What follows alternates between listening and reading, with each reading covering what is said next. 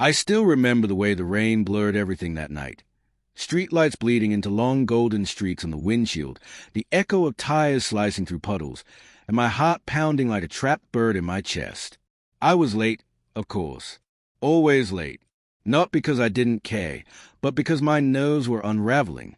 Blind dates weren't my thing, but my best friend insisted this one was different. His humble, grounded, she'd said over the phone. You need someone who doesn't care about your last name, Clara.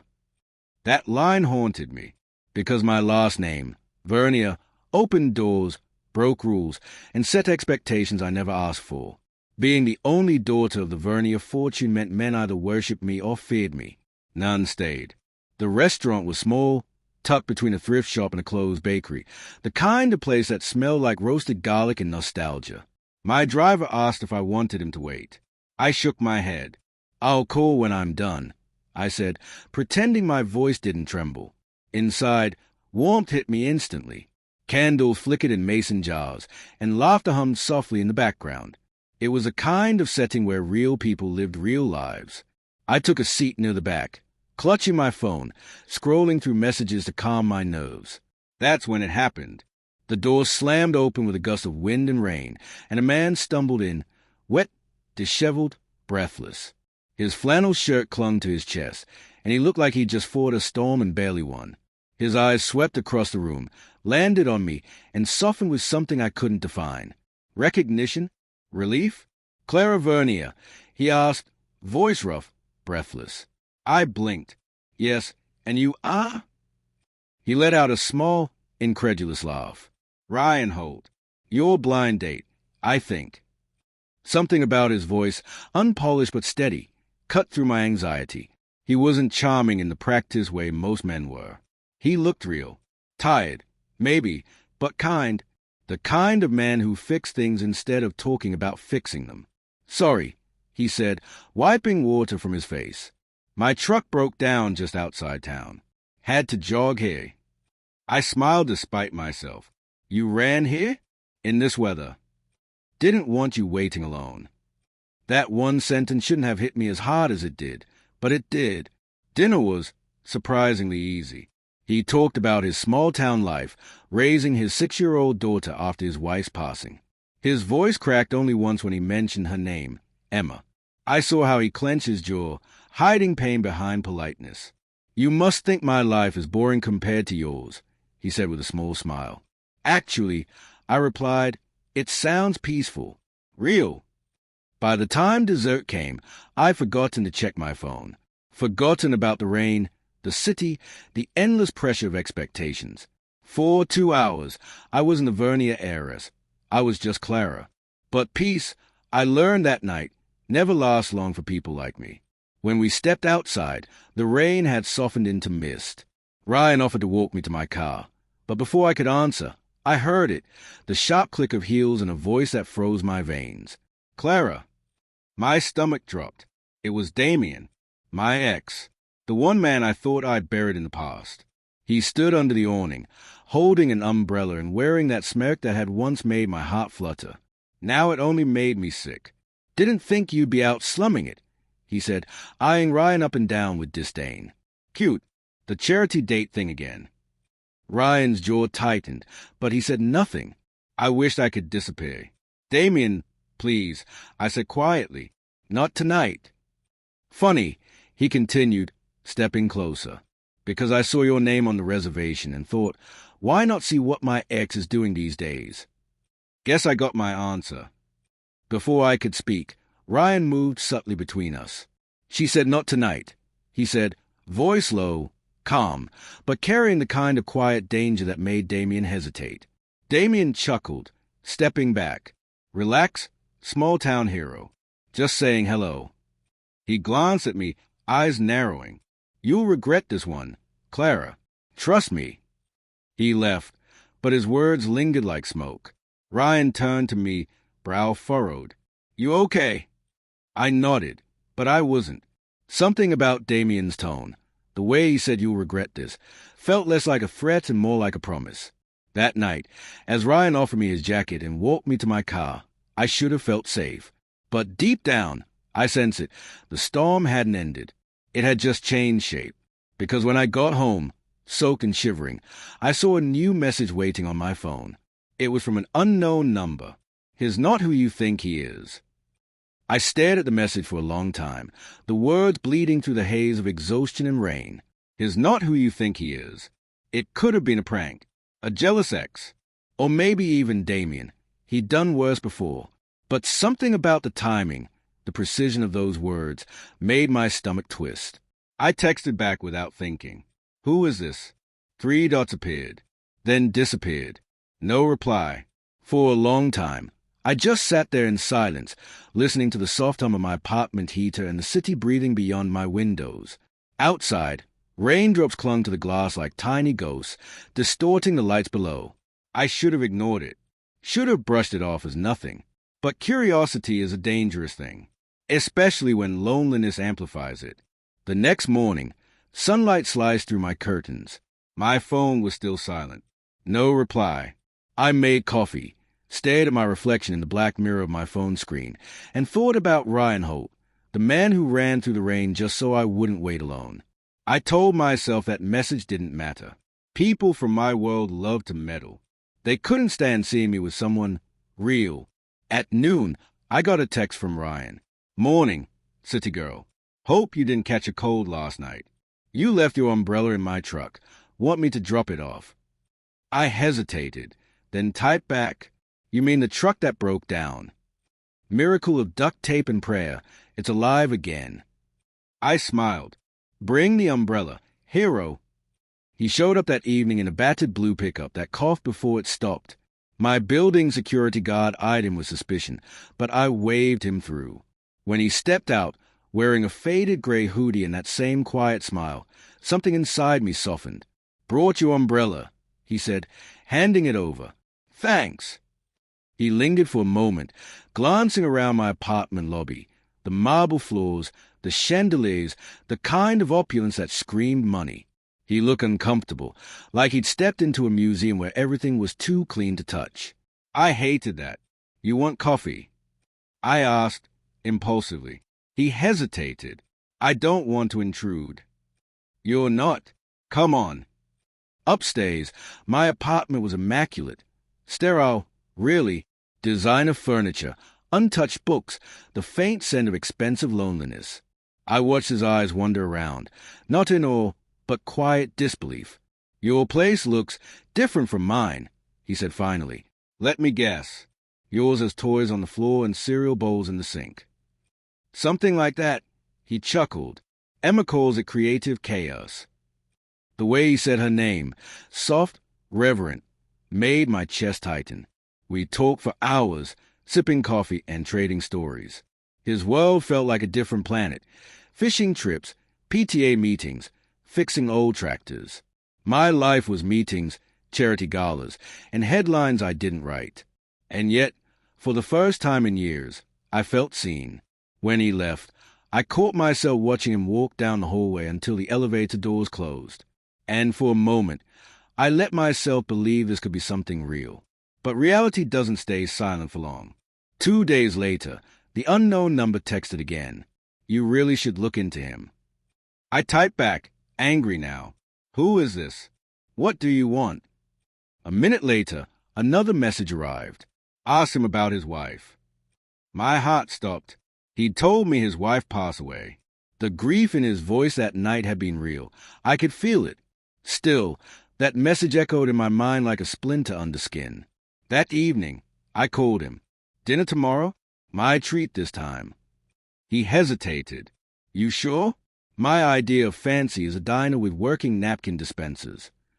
"Then I'll pick the diner," I said. The next night, we met at a roadside place just outside the city. Neon lights buzz overhead, and the smell of fried food wrapped the air in nostalgia. He looked tired, maybe from work. His hands were rough, calloused. I liked that about him. It meant he built things, not just signed papers. Over burgers and coffee, I studied him.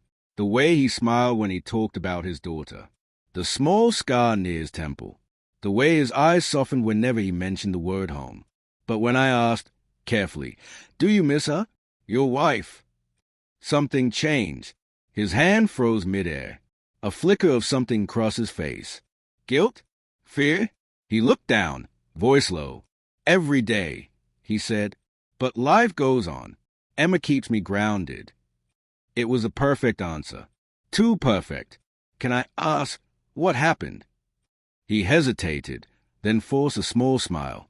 Car accident. 3 years ago. The words came too smoothly. I wanted to believe him, but the image of that message burned in my mind. Ask him about his wife. After dinner, I watched him drive away, taillights fading into the night. My chest ached with confusion. He couldn't be lying. Not him. Back home, I poured a glass of wine, sat by the window, and opened my laptop. I told myself I was just curious, just cautious. Google, Ryan Holt, wife, obituary, dozens of hits. But only one picture matched his face, standing beside a woman in a floral dress, smiling. The caption read, Local mechanic Ryan Holt and wife, Megan, open new family shop in Riverview. I clicked the article. It was dated 2 years ago. 2, not 3. And nowhere did it mention a death. My pulse hammered in my ears. My hands trembled. The unknown number buzzed again, right on cue. Told you. Sleep was impossible that night. Every time I closed my eyes, I saw that smiling photo of Ryan and his wife, alive, standing outside their new shop, sunlight catching in her hair. The caption mocked me, each word twisting deeper into my gut. He had lied, not just about a date or a detail, but about death itself. By dawn, I was pacing my living room, the city still half asleep beyond the glass. My coffee had gone cold, untouched. I told myself there had to be an explanation. Maybe it was an old article. Maybe she died after that story was published. But that tiny thread of hope unraveled as soon as I looked again. The article was updated 6 months ago. The business, Holt & Company, repairs, was still listed as active. And the photo attached showed a family day event at their garage, with Megan and Ryan smiling beside a little girl who looked heartbreakingly like Emma. Alive, whole, real. The world tilted beneath me. I could still hear his voice in my mind, steady, warm, sincere. She passed away 3 years ago. The way his eyes had softened when he said it, the faint tremor in his voice, the hand that brushed away invisible ghosts. All of it had felt real. Too real. I grabbed my phone. Clara, we need to talk. Now. He didn't respond for hours. By noon, panic gave way to anger. I got in my car and drove to the address listed under Holt & Company. Repairs, a small garage on the edge of Riverview, the kind of place where time moved slower and secrets hid better. The air smelled of motor oil and dust. Music drifted faintly from inside, an old country song about heartbreak and home. I stepped out, heart hammering. Through the open garage doors, I saw him, Ryan, sleeves rolled up, grease on his forearms, head bent over an engine. He looked up at the sound of my heels on concrete, surprise flashing across his face before morphing into something unreadable. Clara, he said, wiping his hands on a rag. What are you doing here? You lied to me. He froze. What? I held up my phone. The article pulled open. This. 2 years ago, you and your wife opened this shop. 2 years, Ryan. Not 3. And she's not dead. His face drained of color. The rag in his hand stilled. Where is she? I demanded. For a long time, he said nothing. The silence stretched, heavy and thick, broken only by the ticking of a nearby clock. Finally, he whispered, You shouldn't have come here. That sentence hit like a slap. Are you serious? You lied to me. You made me believe you were a widower. I didn't want to, he said, voice cracking. It's complicated. Try me. He looked toward the office door at the back of the garage, then back at me. His eyes were pleading, desperate. She's gone, he said quietly. Not dead, but gone. She left us. Then why lie? Because saying she's dead is easier than explaining what she did. Before I could speak, the office door creaked open. A woman stepped out, brown hair pulled into a messy bun, oil-stained jeans, eyes sharp and unflinching. Ryan, she called, frowning. Who's this? He toned, panic flashing across his face. Megan, go back inside. My stomach dropped. Megan, his wife. She looked at me, then at him, realization dawning like a blade. Oh, so this is why you've been working late. It's not what you think. Save it, she snapped, voice trembling. God, you don't even have the decency to hide it better. Megan, please. But she was already storming past me, brushing my shoulder as she left. I stood frozen, caught between guilt and fury. You're unbelievable, I whispered. You let me believe you were grieving. You let me feel sorry for you. He stepped closer, eyes wet with something that wasn't quite remorse. It's not like that. She left us for another man. She came back months later when he dumped her. I took her back because of Emma. But it's broken. Clara, it's been broken for years. So you thought lying to me was okay? He exhaled, voice low. I just wanted to feel something real again. That sentence sliced through me, because for one fleeting moment, I understood him. That craving for something real, the same thing that had driven me to say yes to a blind date with a stranger. The same thing that made me fall for the way he said my name. But understanding didn't make it right. Real, I said quietly. You don't even know what that means. I turned and walked away before he could answer. I should have ended it there. Should have blocked his number, deleted his messages, scrubbed him from my life. But people like me, people raised on promises and half-truths, we're drawn to danger, to unfinished stories. That night, he called. Again and again. I ignored it until the fourth call. Please, he said when I finally answered. I need to explain. I saw your wife, Ryan. There's nothing left to explain. You don't understand, he said urgently. She's been using me, blackmailing me. She knows things about me, about the business. Please, Clara, just hear me out. His voice trembled with desperation. Fee. Against my better judgment, I agreed to meet him the next evening. Somewhere public, neutral. We chose a lakeside diner on Route 8, the same one where he'd first made me laugh. When I arrived, he was already there, sitting by the window. He looked exhausted, haunted, even. His eyes darted to the door every few seconds, like he was waiting for something bad to happen. I shouldn't have brought you into this, he said as soon as I sat down. But it's too late now. What are you talking about? Megan found out who you are, he said quietly. Clara Vernier. She knows about your family, your father's company.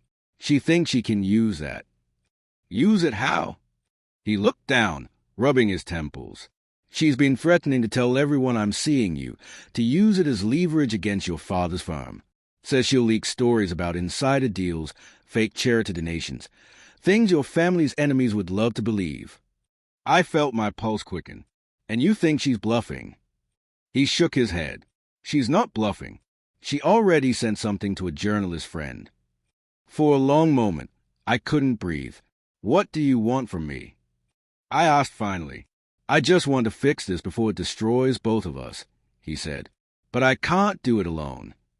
Something in his tone terrified me, because beneath the exhaustion, beneath the guilt, was something else, determination, a plan.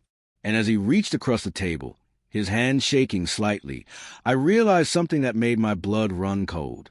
This wasn't just about a broken marriage anymore. It was about a secret, one that someone was willing to destroy everything to protect. The diner's soft hum seemed to fade as his words sank in. The clink of forks, the low murmur of conversation, the hiss of the coffee machine, everything dissolved into a single pounding heartbeat. Mine. What do you mean she sent something to a journalist? I asked, my voice barely above a whisper. Ryan leaned in, his eyes darting around the room before fixing on me. Megan kept everything. Every receipt, every document from when my shop took investment money from your father's company. I frowned. Investment money. He nodded slowly. About a year ago, your father's firm started funding small-town businesses.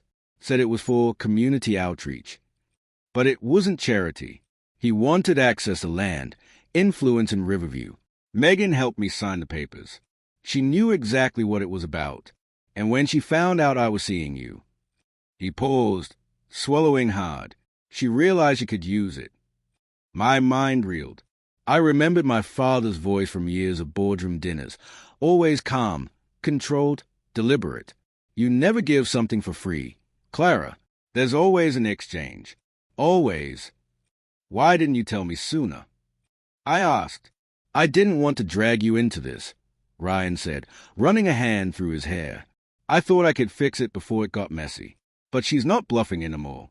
She sent an email last night to your father's legal team. I froze. You're saying she's threatening my family. He nodded grimly. For a long time, neither of us spoke. Outside, the night pressed against the diner windows like a living thing. A truck rumbled by, headlights cutting across Ryan's face, and for the first time I noticed how worn he looked. Dark circles under his eyes, a faint tremor in his hand. You have to let me handle this, he said softly. Stay out of it. Clara, please. I almost laughed. You lied to me, dragged me into your mess, and now you want me to stay out of it. His eyes darkened. It's not safe. Safe from what? He hesitated. From her. From what she's capable of. Before I could press further, his phone buzzed on the table. One glance at the screen, and his face went pale. What is it? He stood abruptly. I have to go. Ryan. He didn't answer, just tossed a few bills onto the table and bolted out the door. I sat there, stunned. Then my phone vibrated. A text from an unknown number. He's not telling you everything. Follow him. My throat went dry. It was the same number that had warned me before. Against every rational instinct, I grabbed my purse, threw a few bills down, and followed. Outside, the air was thick with mist. Ryan's truck was already pulling out of the parking lot, tires splashing through shallow puddles. I got into my car, keeping my headlights dim, and trailed him from a distance. He drove out of town, past the old mill road where the streetlights ended and the trees grew dense and silent. My heart thudded with each turn. Finally, his truck slowed. He pulled off near the edge of an abandoned warehouse lot, one of those forgotten places where graffiti replaced history and shadows hid the truth.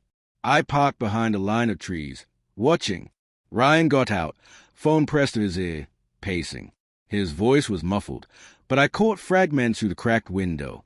Told you not to involve her. No, I'm handling it. I said I'll get the files. Just stop. He turned suddenly, glancing toward the road.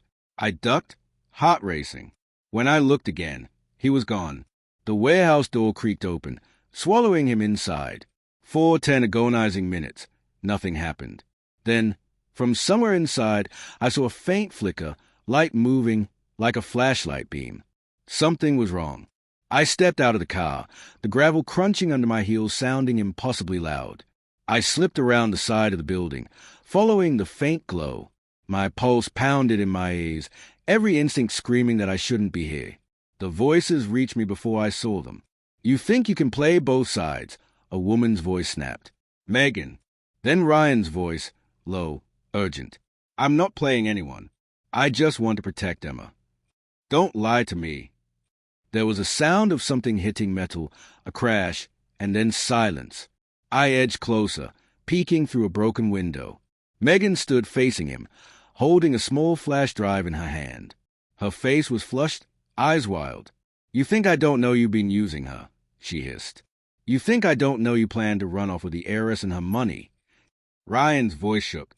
It's not like that. It's exactly like that, she shouted. You used me, and now you're using her. I froze. Used me? My breath caught. Ryan reached out, trying to calm her, but she jerked back. Don't touch me. You think you can just erase me. Ryan, I have proof. I have everything. Please, he said. You don't understand what's at stake. Then make me understand. He hesitated, then said something that made my blood turn cold. If she finds out, it's over. For both of us. Megan stared at him.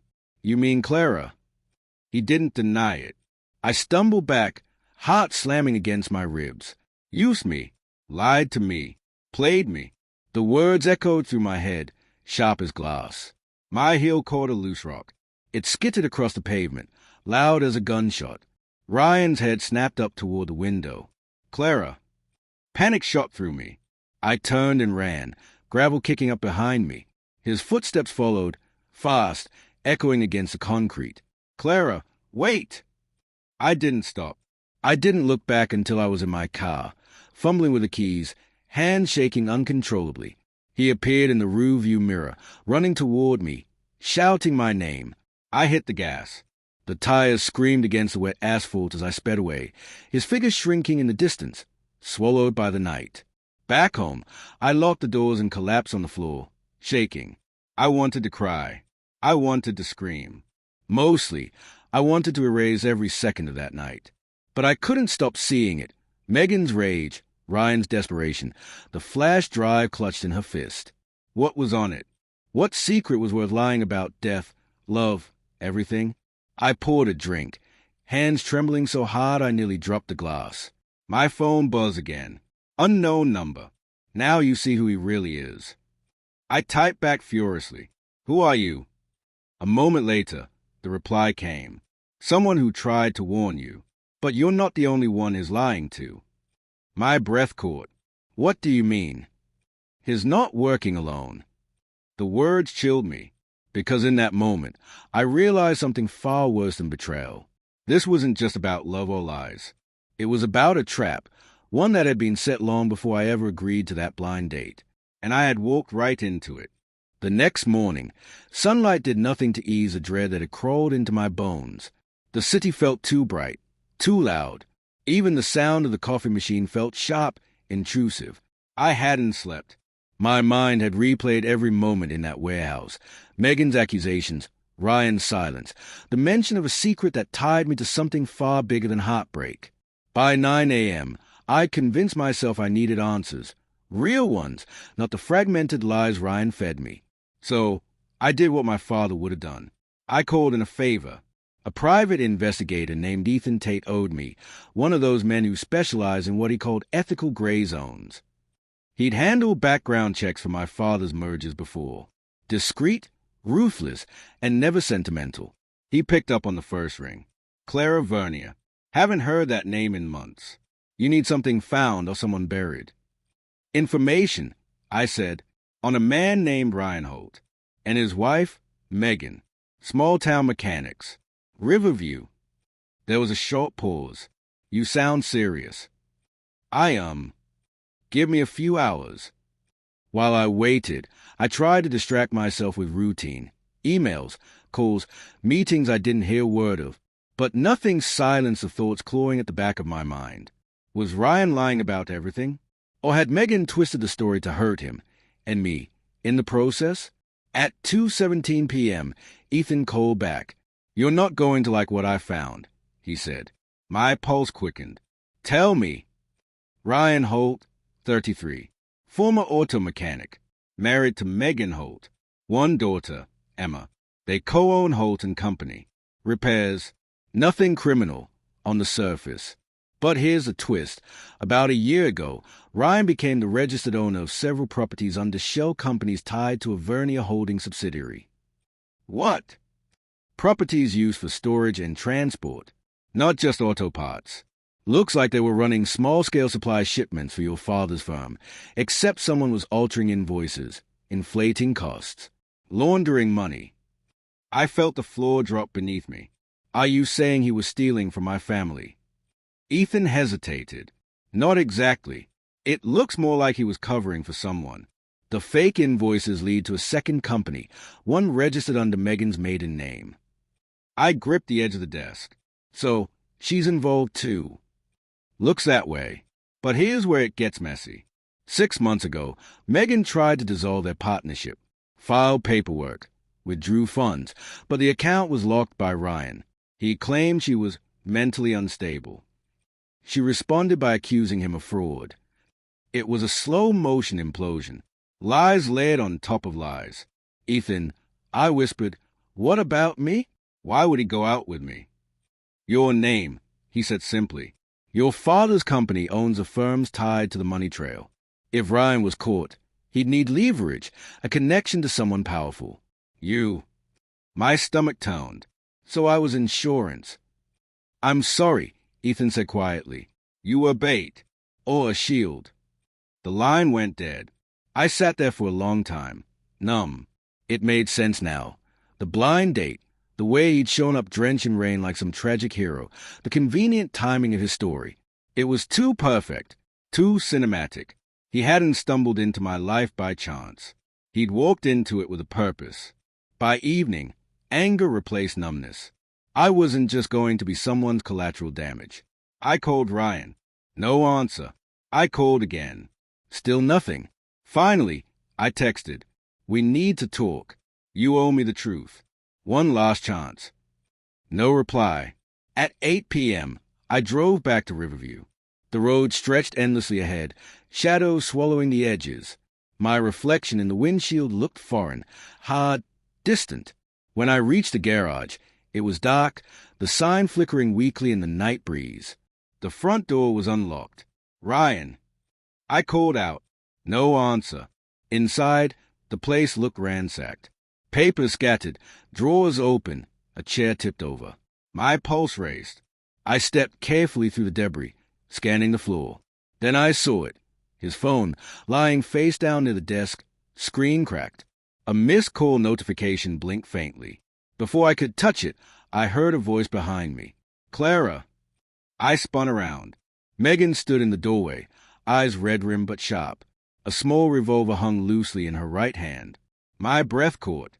Megan, what are you doing? You shouldn't have come here, she said, echoing Ryan's earlier words. You really don't know, do you? Know what? That man you think you love has been playing you since day one. I swallowed hard. I already know he lied. She laughed bitterly. Lied? Oh, sweetheart, he didn't just lie. He's been working with your father. My heart lurched. That's not possible. Oh, it's possible. I have proof. She gestured with a gun toward a small filing cabinet. I was supposed to keep quiet, keep everything running. But then he met you, and everything changed. He stopped listening, stopped following orders. He thought he could outsmart both of us. Megan, please, put the gun down. She ignored me, walking closer. He promised me a way out. Said once he had what he needed from you, he'd disappear, take Emma and vanish. I almost believed him, until I saw how he looked at you. I could feel the air thickening, my pulse quickening. What do you want from me? I asked. The truth, she said, voice trembling. Why you? Why did he pick you? I don't know, I whispered. Yes, you do, she hissed. Because your father's money runs through everything. Through me, through him, through this damn town. You think Ryan's innocent? He's been laundering money for your family for months. I shook my head. No, he said he was trying to protect me. Her eyes darkened. Protect you? He's protecting himself. I felt dizzy, the room spinning. Where is he? Megan. She hesitated, then pointed the gun toward the back office. He ran, like he always does. I took a slow step toward her. You don't have to do this. Her hand shook, but her eyes stayed locked on mine. You'll never understand. You grew up with everything. I had nothing. Ryan and I built this place with our hands. And then your father came and turned it into a trap. Her voice cracked. We all became disposable. Suddenly, headlights flashed outside, bright, cutting through the grime-streaked windows. A car door slammed. Megan's head jerked toward the sound. It's him. Before I could react, she shoved me aside and ran out the door. I followed. Ryan was there, standing by his truck, eyes wide when he saw her. Megan, stop. She raised a gun. You ruined everything. Don't do this, he pleaded, hands raised. We can fix it. For Emma. But she was crying now, shaking her head. You don't get to say her name. The world seemed to hold its breath. Then a shot shattered the night. I screamed. Megan staggered backward, eyes wide in disbelief, as a gun clattered to the ground. Ryan caught her before she fell, his own hands covered in blood. No, he whispered. No, no, no. I stood frozen, the sound of the shot echoing in my skull. He looked up at me then, eyes wild with terror and guilt. "It wasn't supposed to be like this," he said hoarsely. She had the drive, Clara. She was going to expose everything. Sirens wailed in the distance. Ryan pressed his hands against the wound, but the blood kept coming. Megan's eyes fluttered once, then stilled, and in that silence I realized, whatever the truth was, it had already gone too far to ever come back. The world blurred into chaos.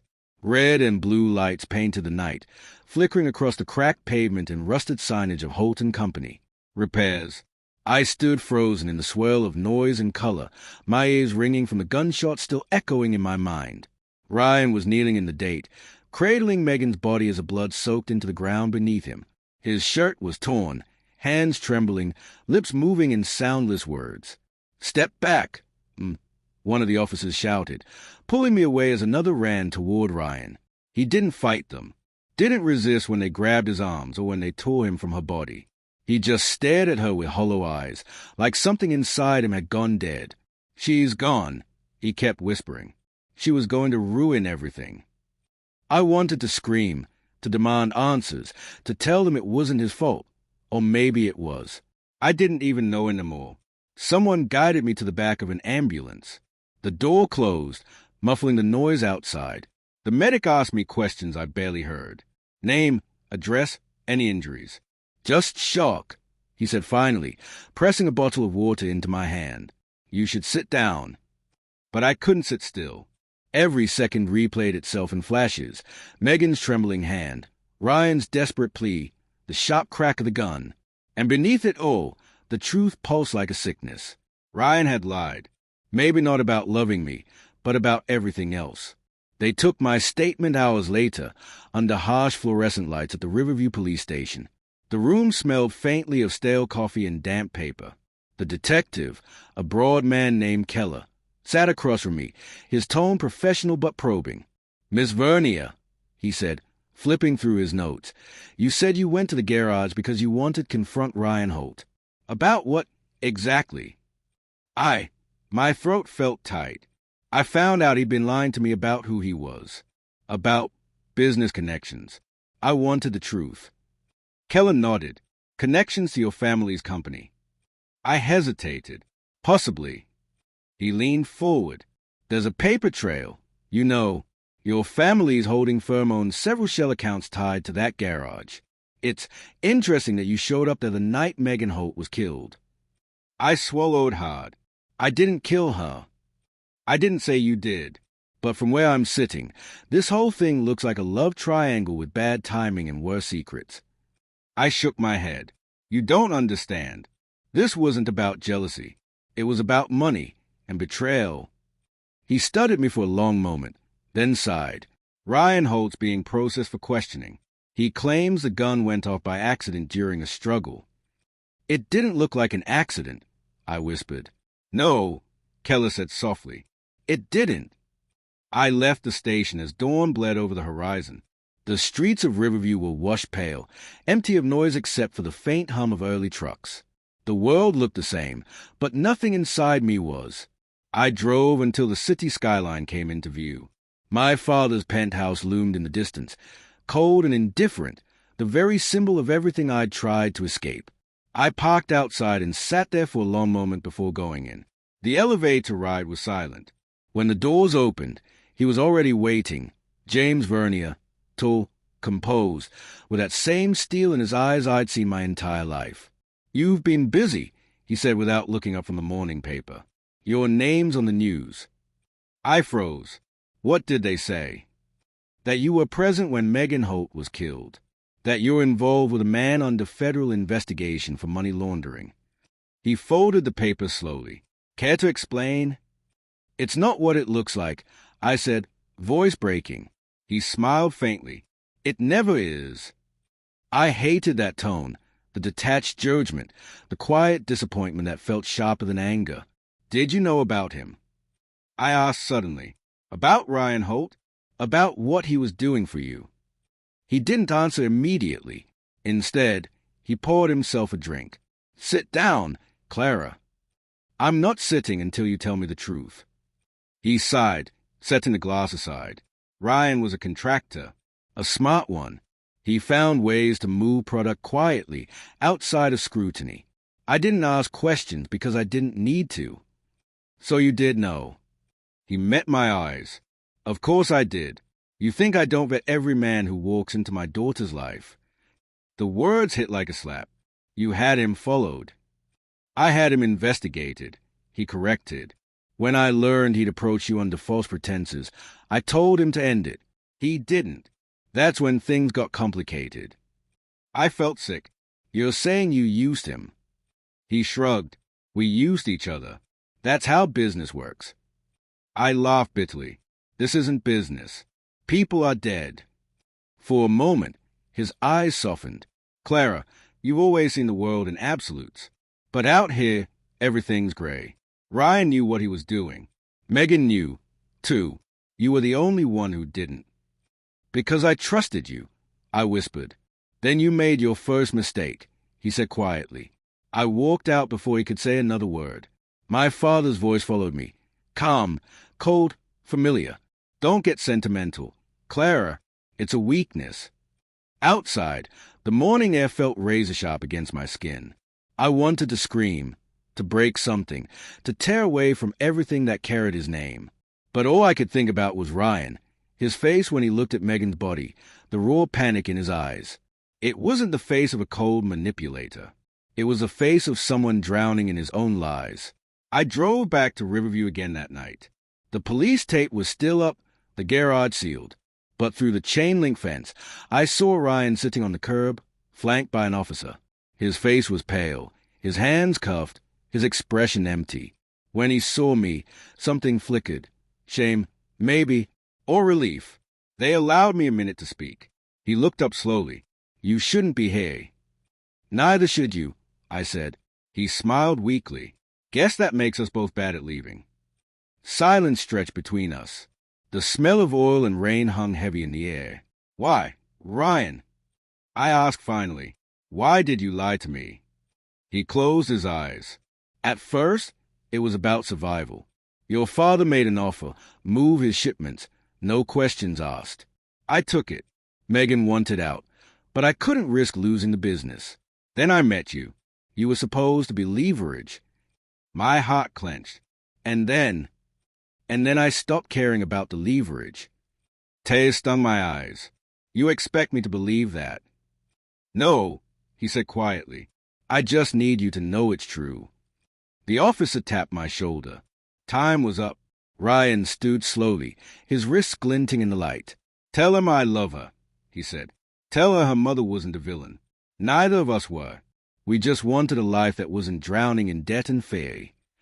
I nodded, though the words stuck in my throat. As they led him away, I watched until he disappeared into the station's shadow. And for the first time, I realized that the real betrayal wasn't between us. It was the world we'd both been born into, the one that traded love for power, and truth for survival.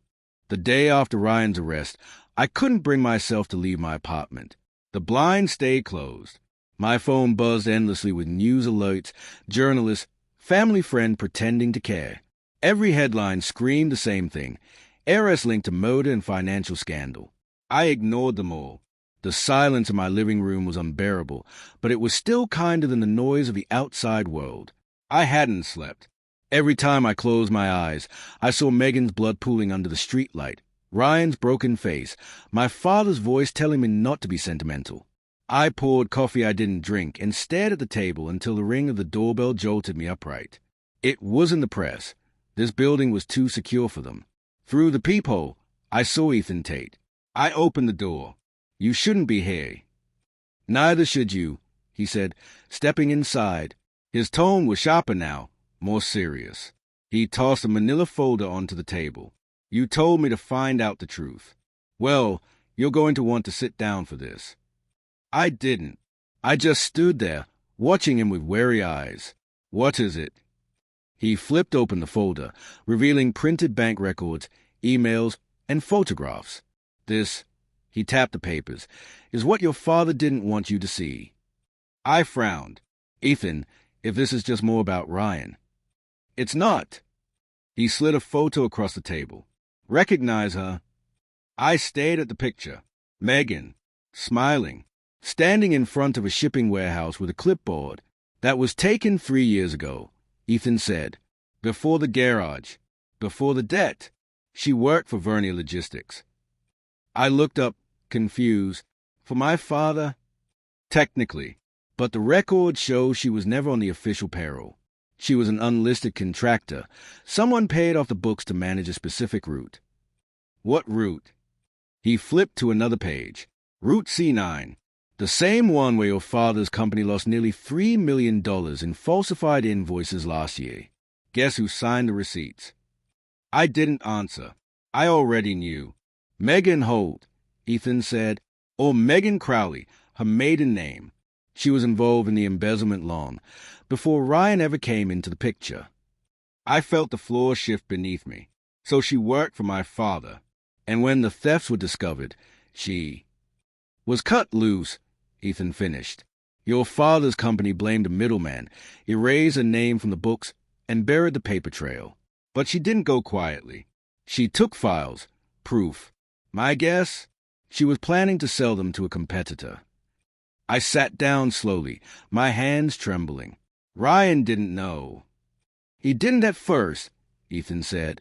But once they got married, she dragged him into it. When your father's investigators started closing in, she needed protection. So she used him to keep the operation running under a new name. He thought he was saving his family. She was saving herself. The pieces began to fit together, painfully. And my father? I asked quietly. He knew everything, Ethan said flatly. He let it happen. He wanted Megan to lead him to whoever was buying the stolen data. When she disappeared from the company's radar, he sent Ryan in as a fall guy, and you, unfortunately, as the insurance. I looked up sharply. He used me.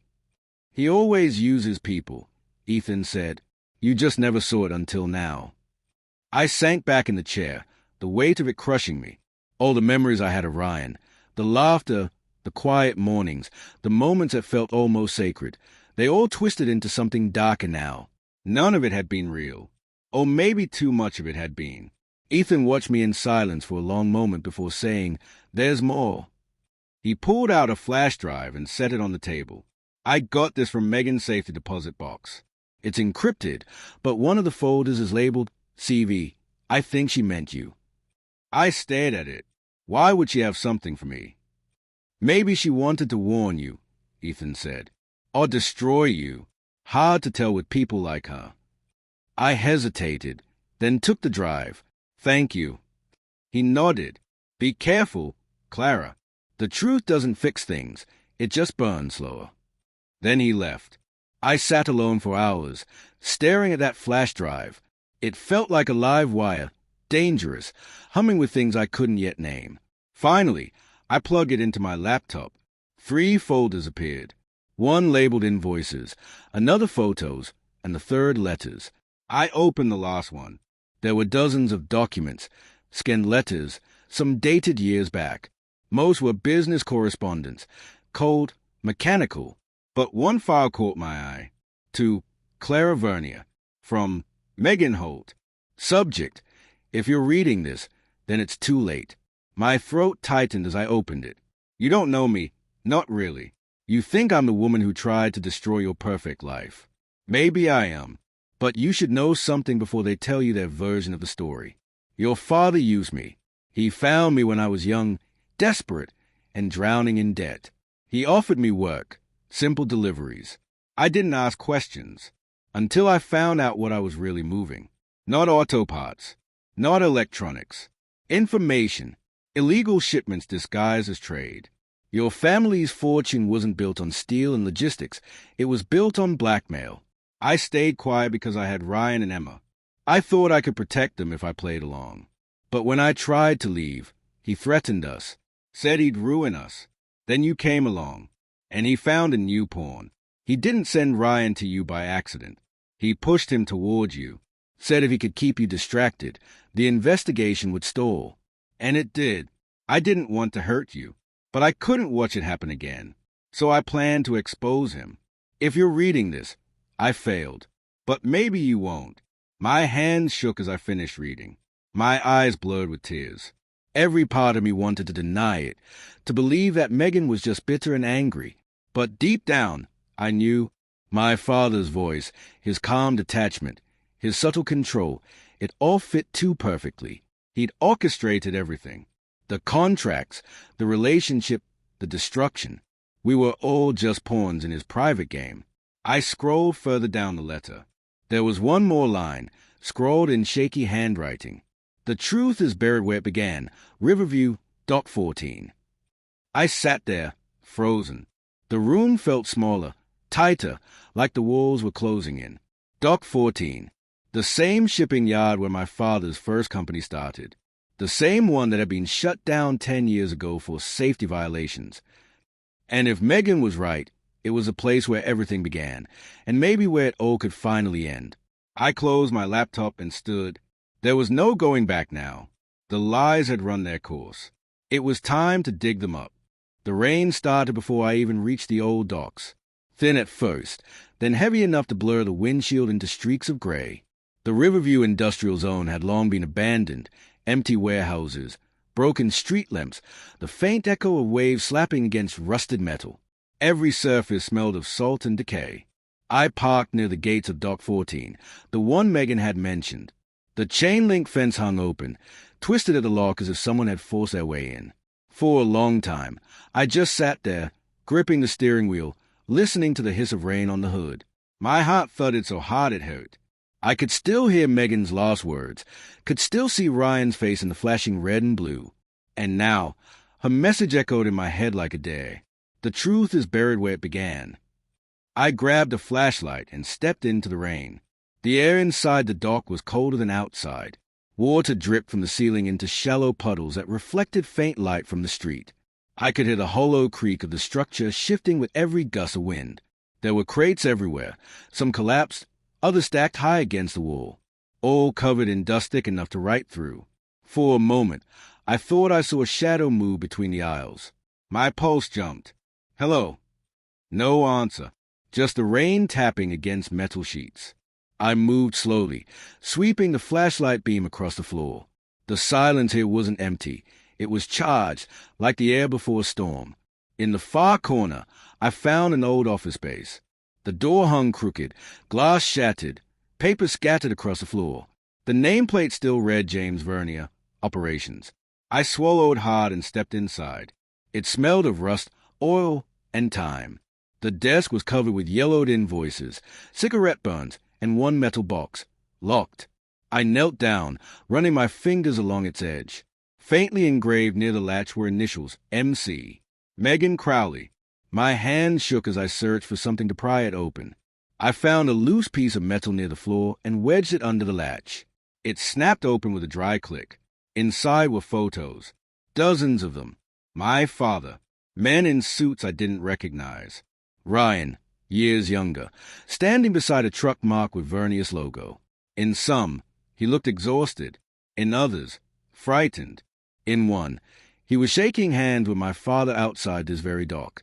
The caption scribbled in Megan's handwriting, "The deal that ruined us." Underneath the photos was a flash drive identical to the one Ethan had given me, and beneath that, a small notebook, soaked but legible. Megan's handwriting again. He said if I didn't finish the delivery, he'd take everything. Said he'd send Ryan to jail. Said Emma would grow up with nothing. He made me sign. I thought if I could keep the files hidden, I could bargain later. But they found out. I think Ryan knows. I think is pretending not to. I froze. Pretending not to. That single phrase carved into me like a blade. Ryan had known. He hadn't just been a victim of my father's schemes. He'd been a part of them. A willing participant, at least for a while. I closed my eyes, fighting the nausea that rose in my throat. Every part of me wanted to believe he'd changed, that the man who held me at night wasn't capable of this. But Megan's words were proof. He'd chosen silence over truth, and people had died for it. The creak of a door snapped me out of thought. I froze, the flashlight beam shaking in my hand. Then a voice, low and familiar, cut through the air. "Clara." I toned. Ryan stood in the doorway, soaked to the bone, his face pale and drawn. He looked like a ghost pulled from the night. For a moment, neither of us spoke. The only sound was the rain hammering the roof above. "How did you?" I started. "I followed you," he said, stepping closer. "I figured you'd come here." I backed away instinctively. "You shouldn't be here. You're under investigation. You could go to prison." He smiled faintly. "I already live in one." His gaze drifted to the open box on the desk. "You found it?" "Yes," I said quietly. "Megan left it for me, along with proof that my father's been running illegal shipments for years." Ryan nodded slowly. "Then you know everything." "I don't know why." He hesitated, eyes glistening. "Because your father doesn't lose. Clara, he builds cages around people and calls them business. He bought my debts, my shop, my silence. Everything I thought I owned, he already had a claim on." "And me?" I asked. "Did he buy that too?" His jaw tightened. "At first, yes. He told me to get close to you. Said if I kept you distracted, he'd erase a paper trail tying me to his shipments. I was supposed to make you fall for me, keep you looking anywhere but here." The words tore through me. "And you did it," I whispered. "You actually did it." He looked at me with such guilt that I almost couldn't stand it. Until I couldn't anymore. Until I realized I actually loved you. I laughed bitterly, wiping at the tears that burned my cheeks. "You call that love? You lied to me every single day." "I know," he said softly, "and I'll spend whatever's left of my life trying to make it right." Something shifted behind his eyes, a resolve that terrified me. "What are you planning?" I asked. He took a deep breath. "I came here to end it, to hand everything over, to expose him, even if it destroys me." "You think that makes it better?" "No," he said quietly, "but maybe it makes it true." He stepped closer, his hand brushing the box. "You have the files. That's the proof Megan died for. Give it to the press, to the feds, to anyone who'll listen." "What about you?" He smiled faintly. "I don't get redemption, Clara. Not for what I did. But maybe you can still have your freedom." Before I could respond, headlights cut through the windows again. Bright, sharp, and too familiar. Ryan turned toward the sound, and his face went pale. "Your father," he said under his breath. I froze. "What?" "He must have been tracking you. His hey." The car door slammed outside, heavy footsteps echoing across the dock. "Clara." James Vernier's voice carried through the open space, cold and commanding. "I told you to stay out of this." Ryan stepped in front of me, shielding me instinctively. "Stay behind me," he said. My father's silhouette appeared in the doorway, framed by light. He looked older than I'd ever seen him, but the authority in his stance hadn't dimmed. "Ryan, hold," he said, almost calmly. "You've caused enough trouble. Step aside and hand over the evidence." Ryan's voice was steady. "It's over, James." My father's eyes flicked to me. "Clara, give it to me. Now." I felt the flash drive heavy in my pocket, burning like a secret I couldn't unlearn. "No," I said. "Not this time." His jaw clenched. "You don't understand what you're doing." "Yes," I said, voice shaking. "For once, I finally do." The tension in the room was suffocating. My father's eyes hardened, his hand moving toward his coat. Ryan saw it too and stepped forward. "Don't," he warned, but my father only smiled thinly. "You think I'd let years of work burn because of you? You were a tool, Ryan. Nothing more. The girl was never supposed to matter." Ryan's face went cold. "She mattered to me." Then everything happened at once. A flash of metal, a gunshot, a scream. The sound tore through the warehouse, echoing into the night. The sound of the gunshot tore through the air, louder than thunder. For a second, time itself seemed to collapse. The world became a blur of echoes, smoke, and disbelief. When my senses returned, I saw Ryan stumble backward. His hand clutched his side, crimson spilling through his fingers. "No!" I screamed, rushing toward him. He fell against the wall, sliding down as the gun clattered to the ground. My father stood several feet away, the pistol trembling in his hand. His face wasn't one of triumph. It was pale, almost frightened, as if he hadn't expected it to happen. "Ryan!" I knelt beside him, pressing my hands to the wound. Warm blood soaked through my palms. "Stay with me. Please, stay with me." He tried to smile, but the effort twisted into a grimace. "You always don't listen," he whispered, voice fading. "Stop talking," I said, tears streaking down my face. "You're going to be fine. You hear me? You're not leaving me like this." Behind us, my father's voice cracked through the silence. This wasn't supposed to happen. I turned to him, fury boiling up like I'd never known. "You shot him. You actually." "He lunged at me," my father shouted, eyes wild. "Is a criminal. Clara, you don't understand what he's done." "I don't care what he's done," I screamed back. "You just tried to kill someone who loved me." The words left my lips before I realized what I'd said. Loved me. Even through the chaos, Ryan's fingers twitched weakly against mine. His eyes met mine, glassy, desperate, and still full of something unbearably human. "Love you," he mouthed, barely audible. That broke me. I looked around frantically, spotting a stack of old rags nearby. I pressed them against his wound, trying to slow the bleeding. "We need to get you to a hospital," I said, glancing toward my father. "Help me, please." But James Vernier just stood there, motionless. Something in his eyes shifted. Guilt, maybe, or fear. He looked like a man realizing too late what he'd lost control of. Finally, he lowered the gun. "You don't understand, Clara. If the police find those files, everything I built, everything with your mother's name on it, goes down. I did it for us." "For us." I spat. "You did it for yourself. For your empire. You destroyed people's lives, ruined families, and you're still trying to justify it." He flinched but didn't answer. Outside, sirens wailed in the distance, growing louder. Someone must have called after the gunshot. "Go," I said. "Leave. Before they get here." He blinked, almost disbelieving. "You'd protect me." "No," I said quietly. "I'm done protecting you.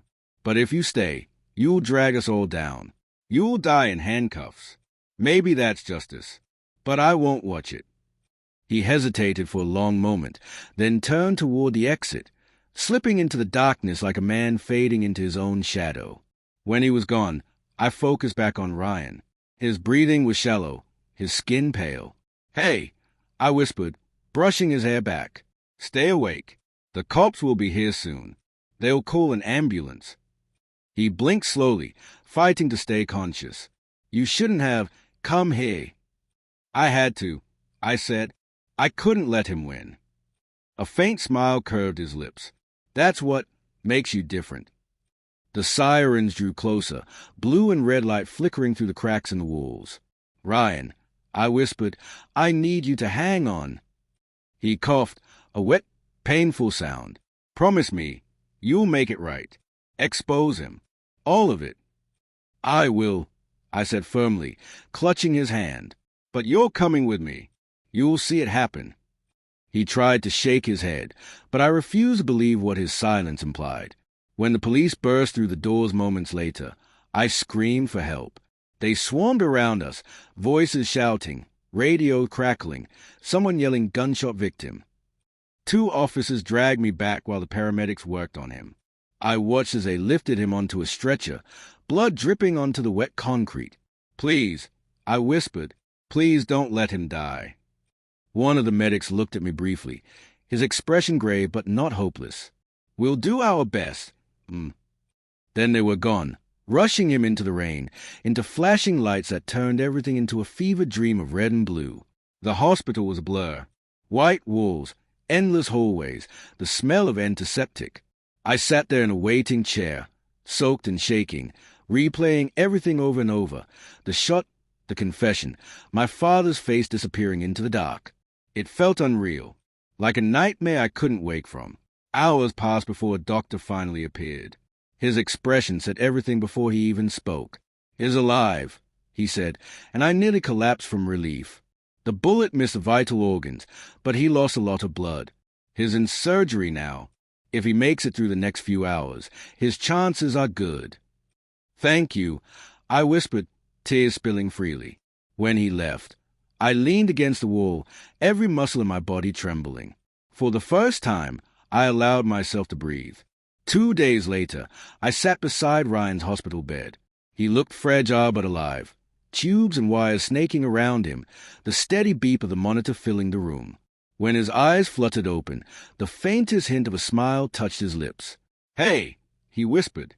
"Hey," I said softly, taking his hand. "You scared me." He tried to chuckle but winced. "You're pretty scary yourself when you're mad." I laughed through the tears. "You have no idea." We sat in silence for a long while. There were so many words between us, too heavy to speak yet. Finally, he said, "Did you give them the files?" "Yes. The investigators have everything. The news broke this morning. My father's name is everywhere." He nodded weakly. "Then it's done." "It's not," I said quietly. "He's still out there, but now he's running, and he knows I'll never stop until he faces what is done." Ryan's fingers tightened slightly around mine. "You've changed." "Maybe," I said, "or maybe I just stopped pretending not to see." He closed his eyes again, exhaustion washing over him. Before he drifted off, he murmured, "Clara, if I don't make it." "Don't," I interrupted. "You're going to make it. You have to." He smiled faintly. "If I do, take me somewhere quiet. Somewhere your father can't reach." I nodded. "I promise." That night, I stood outside the hospital, watching the city lights flicker across the wet pavement. Reporters crowded the streets, shouting my father's name, digging into everything he'd built. The empire was crumbling. I should have felt vindicated, but all I felt was tired. Megan was gone. My father was a fugitive. Ryan was barely alive. Justice, it seemed, demanded everything.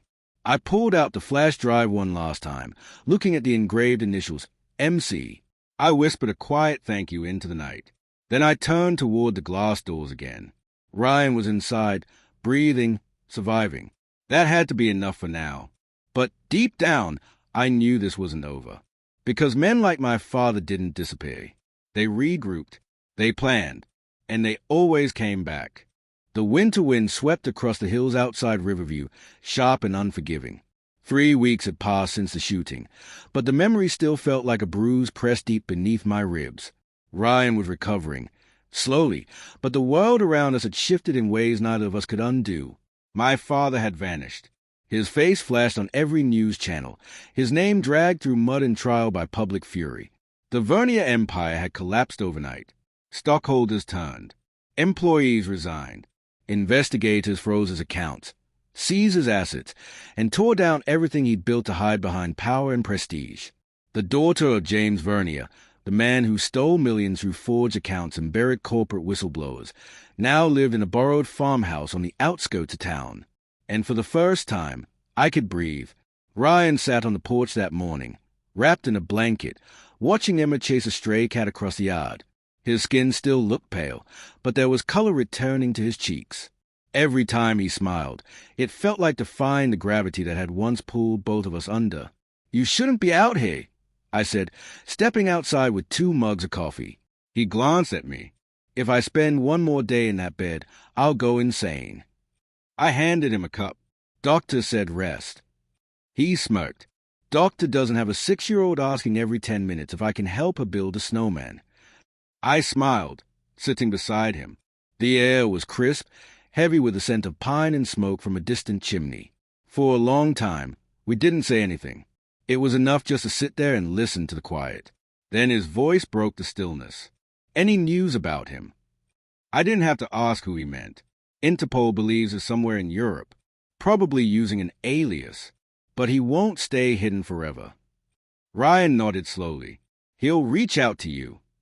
I looked at him sharply. "Why would he?" "Because as a father," Ryan said, eyes distant. "Even the worst ones think they can come back and explain." I turned the mug in my hands, watching steam rise and vanish. "If he does," I'll be ready this time. He studied me for a moment. You've changed. Maybe I just learned how to stop believing people because I wanted to. He reached out, his hand brushing mine.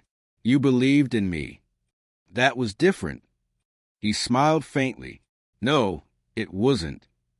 That night, when Emma had gone to bed, I sat by the fire with my laptop open. The folder labeled Project Raven was still there, the files my father had hidden, the evidence that started all of this. The press had already published most of it, but there was one document I hadn't shown anyone yet. An email chain between my father and someone named M. Calloway. Megan. My chest tightened as I scrolled through it again. She hadn't just been Ryan's wife. She'd been my father's accountant. She'd discovered the embezzlement, tried to expose it, and had gone to the authorities. 2 weeks later, she died in a car crash. Only it wasn't an accident. There were records of payments to a private investigator, notes about containment, and a transfer labeled cleanup. I shut the laptop, bile rising in my throat. The truth was worse than betrayal. It was rot. My father hadn't just destroyed businesses. He'd destroyed a family.